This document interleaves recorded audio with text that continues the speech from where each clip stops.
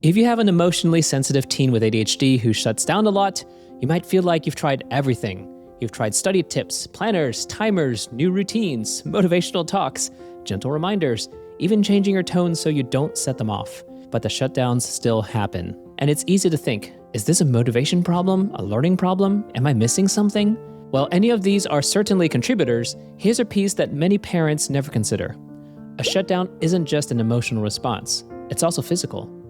When your teen's body is running low on fuel, shutdowns happen faster, hit harder, and last longer. Not fuel as in just calories, but fuel as in 4 key areas of physical health that give their brain the capacity to regulate emotions. FUEL stands for food, unwind, exercise, and lights out. Today, I'll show you how small changes in each of these 4 areas can make shutdowns less frequent, less explosive, and easier to recover from. And the last one is especially important, as this is the one I most see commonly in clinic.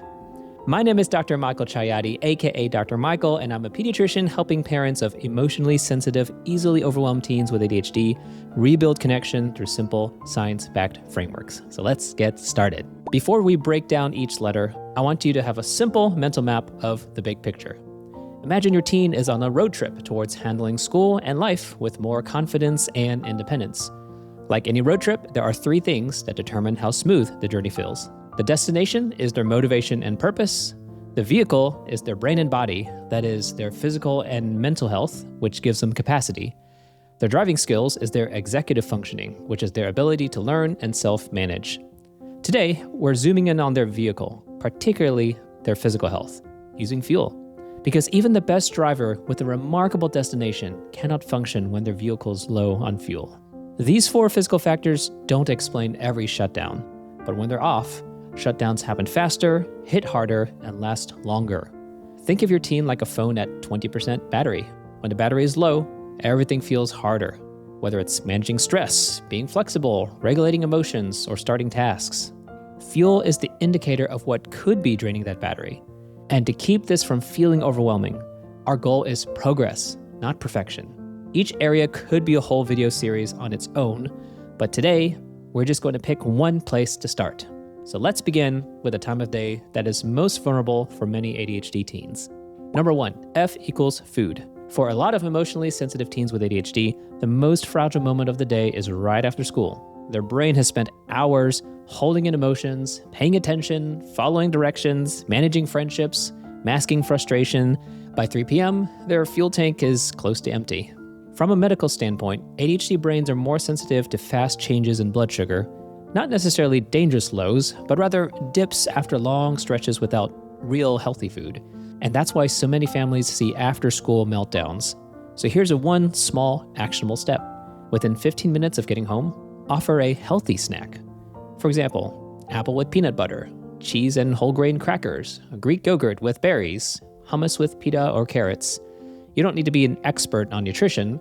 You're simply stabilizing blood sugar, which gives their brain a bit more capacity to regulate. And here's a bonus tip. If your teen drinks multiple sodas or sweet drinks a day, which are high in processed sugars, gently nudge that number down by 1. For instance, from 3 sweet drinks a day to 2, or from 2 to 1. Small, consistent daily wins compound much better than the perfect diet that you can only keep up for 1 week. That 1 healthy snack and 1 small sugar reduction can make the after-school hours noticeably calmer over time. Number 2, U equals unwind. Many teens need a little bit of time to decompress and de-stress, but it has to be methodical and intentional. Many parents will say, well, they prefer to de-stress on their phone or video games after school, and then they're on them for hours. But that's not the kind of unwinding their body needs in this moment. Fast-paced games, endless scrolling, constant notifications, those things are stimulating, they're fun, they feel good in the moment, but they don't actually lower the stress load in their nervous system the way it needs to. So here's a simple, realistic change. Give your teen a 15-minute calming buffer before you talk about homework, chores, or anything demanding. Doesn't have to be an hour, just 15 minutes. You can even offer choices. Do you want to take the dog out for a quick walk? Do you want a healthy snack and some music? Do you want to lie on a couch and pet the cat?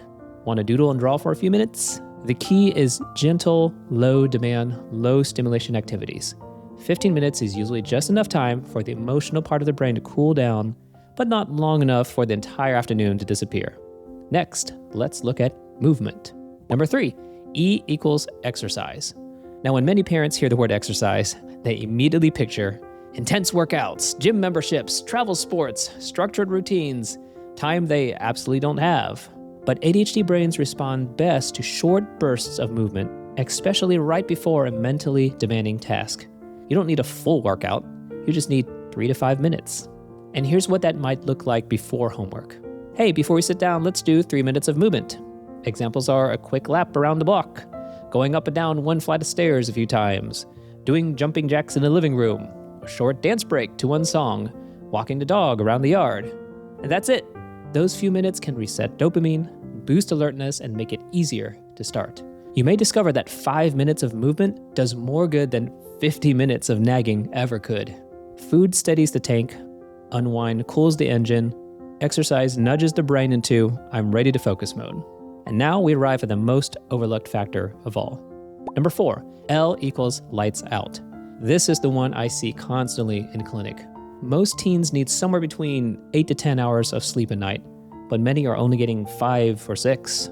A tired brain is more irritable, more impulsive, more easily overwhelmed, much more likely to shut down. And here's the hard truth.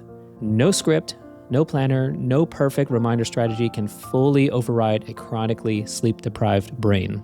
So once again, we aim for small, doable steps. We don't expect perfection overnight. No pun intended. Here's what that could look like. Move bedtime earlier by just 15 minutes this week.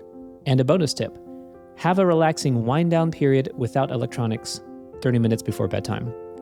That might be reading, stretching, or listening to quiet music. Restful sleep is like recharging your batteries. They quietly increase emotional capacity the next day. I love sharing the low battery warning analogy with teens. When their phone battery dips to critical levels, it doesn't function as well, and they instantly get it. Now let's zoom out and see how F.U.E.L works together. Here's the beautiful thing about F.U.E.L. You don't have to do all 4 perfectly for it to help.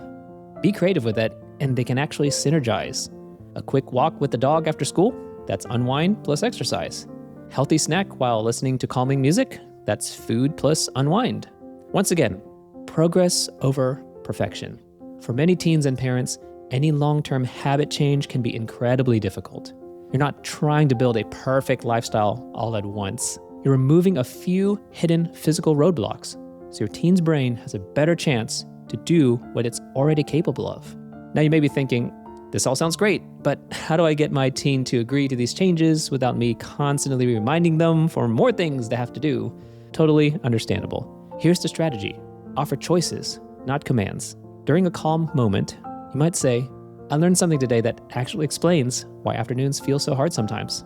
These are 4 small things that can make your brain less overwhelmed after school. Healthy snack, a brief moment to unwind, a few minutes of movement before homework, and getting enough sleep at night. We don't have to change everything at once. Which feels the easiest to try first? And if needed, offer them examples of each. You're essentially doing 3 things at once. You're giving meaning, how even small change can make their brain feel less overwhelmed after school. You're offering autonomy by inviting them into the process. And you're highlighting progress by allowing small wins to compound over time. Teens who engage in behaviors that feel meaningful, give them some level of autonomy, and show signs of progress, have a much higher chance at starting and continuing the behavior.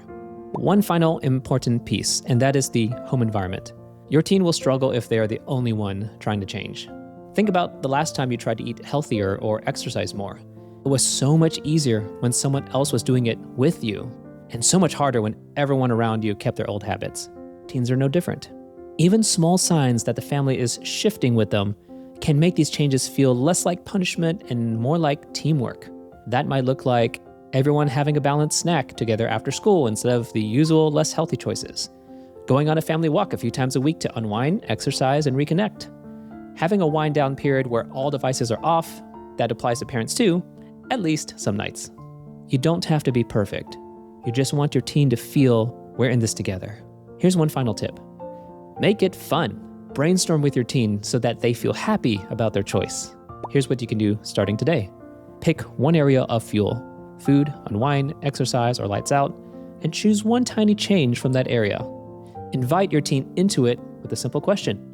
Which one of these feels easiest for us to try this week? These shifts won't erase every shutdown, but they will make shutdowns less frequent, less intense, and easier to come back from. And now you know how to implement F.U.E.L and how to use it as a quick mental checklist of any physical factors that could contribute to your teen's shutdowns. And while the focus of today's video is physical contributors to shutdown, the focus of this next video on the screen is the emotional contributors, your teen's thoughts and perspectives, which gives you another framework to understand what is happening beneath the surface. I highly encourage you to watch that next.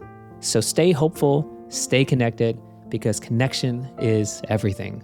You're doing such meaningful work, and I'll see you next time.